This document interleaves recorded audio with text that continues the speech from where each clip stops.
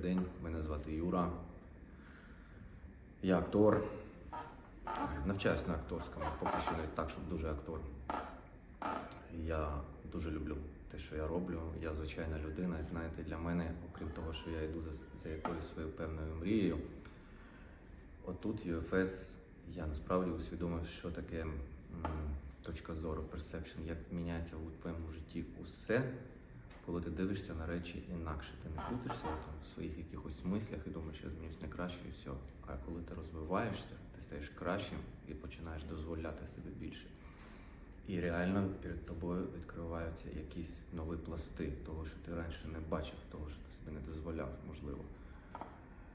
І от за це я насправді люблю акторство та UFS, та ту магію, яка тут відбувається.